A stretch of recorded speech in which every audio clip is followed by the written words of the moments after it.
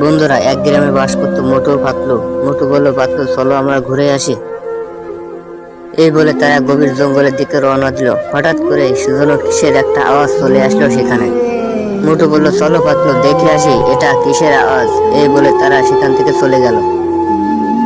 এই আওয়াজটা ছিল একটি ভূতের স্যার।